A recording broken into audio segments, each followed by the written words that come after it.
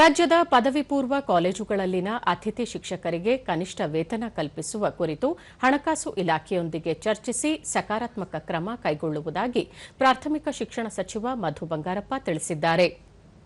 ವಿಧಾನಸಭೆಯಲ್ಲಿಂದು ಪ್ರಶ್ನೋತ್ತರ ವೇಳೆ ಶಾಸಕಿ ನಯನಾ ಮೋಟಮ್ಮ ಅವರ ಪ್ರಶ್ನೆಗೆ ಉತ್ತರಿಸಿದ ಸಚಿವರು, ತಮ್ಮ ಸರ್ಕಾರದ ಅವಧಿಯಲ್ಲಿ ಪದವಿ ಪೂರ್ವ ಕಾಲೇಜುಗಳ ಅತಿಥಿ ಉಪನ್ಯಾಸಕರ ವೇತನವನ್ನು 12,000ದಿಂದ 14,000ಕ್ಕೆ ಹೆಚ್ಚಿಸಲಾಗಿದೆ.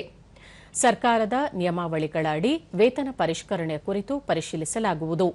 ಹಾಗೆಯೇ ಅತಿಥಿ ಶಿಕ್ಷಕ ಮಹಿಳೆಯರಿಗೆ ನಿಯಮಾವಳಿ ಅನುಸಾರ ಇತರ ಸೌಲಭ್ಯಗಳನ್ನು ಕಲ್ಪಿಸಲು ಅಗತ್ಯ ಕ್ರಮ ಕೈಗೊಳ್ಳುವುದಾಗಿ ಭರವಸೆ ನೀಡಿದರು.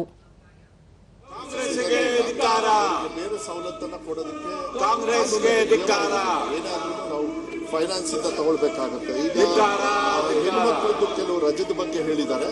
ಅದು ಅವರು ಪರ್ಮನೆಂಟ್ ಟೀಚರ್ಸ್ ಹೆಲ್ತ್ ಗ್ರೌಂಡ್ಸ್ ಮೇಲೆ ಯಾವ್ದಾದಕ್ಕೆ ನಾವು ಅವರಿಗೆ ರಜವನ್ನ ಕೊಡ್ತಕ್ಕ ಮಾತಾಡಿ ಅದನ್ನ ಅವಕಾಶ ಇದ್ರೆ ಕಾಂಟ್ರಾಕ್ಟ್ ಬೇಸಿಸ್ ಅಲ್ಲಿ ಇರೋದ್ರಿಂದ ನಾವು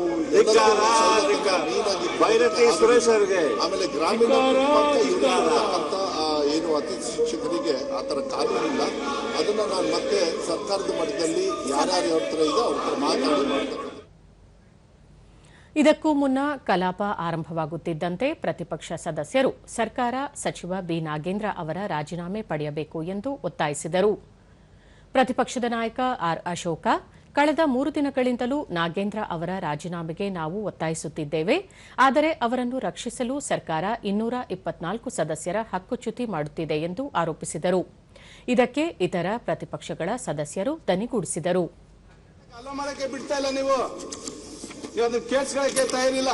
ಅಧ್ಯಕ್ಷರೇ, ನಾನು ಎಲ್ಲ ಮಾಹಿತಿ ನಿಮ್ಗೆ ಏನೇನಿದೆ ಅದನ್ನು ಕೊಡಿ. ಸನ್ಮಾನ್ಯ ಅಧ್ಯಕ್ಷರೇ, ಪರಮೇಶ್ವರ್ ಏನ್ ಸ್ಟೇಟ್ಮೆಂಟ್ ಮಾಡಿದ್ರು ಅದಕ್ಕೆ ಕ್ಲಾರಿಫಿಕೇಶನ್ ಕೊಡ್ತಾ ಇದ್ದೀನಿ ನಿಮ್ಗೆಲ್ಲ. ದಯವಿಟ್ಟು ಕೂತ್ಕೊಳ್ಳಿ. ಪರಮೇಶ್ವರ್ ಅವರು ಅಧ್ಯಕ್ಷರೇ ಅವರು ಸ್ಟೇಟ್ಮೆಂಟ್ ಮಾಡಿದ್ರು, ನಿಮ್ ಚರ್ಚೆಗೆ ಅವಕಾಶ ಕೊಡ್ತೀನಿ. ಅಲ್ಲ, ಸ್ಟೇಟ್ಮೆಂಟ್ ಮಾಡಿದ್ರು, ಅದರಲ್ಲಿ ತಪ್ಪು ಮಾಹಿತಿಯನ್ನ ಕೊಟ್ರು. ಅಂದ್ರೆ ಅಪರಾಧಿ ಅಲ್ಲ ಅಂತ ಸ್ಟೇಟ್ಮೆಂಟ್ ಕೊಟ್ರು. ಅಪರಾಧಿ ಅನ್ನೋದಕ್ಕೆ ನಾನು ದಾಖಲೆಗಳನ್ನ ತಂದಿದ್ದೀನಿ. ನಾನು 24 ಕೇಸ್ ಇದೆ ಅವ್ರ ಮೇಲೆ. ಇದರ ಮಧ್ಯೆಯೇ ಸದಸ್ಯರ ಪ್ರಶ್ನೆಗಳಿಗೆ ಕೆಲವು ಸಚಿವರು ಉತ್ತರ ನೀಡುವುದನ್ನು ಮುಂದುವರೆಸಿದರು. ಅವಶ್ಯಕತೆ ಎಷ್ಟಿದೆ, ಮಕ್ಕಳ ಸಂಖ್ಯೆ ಏನಿದೆ, ಯಾವ ತರ ಇದೆ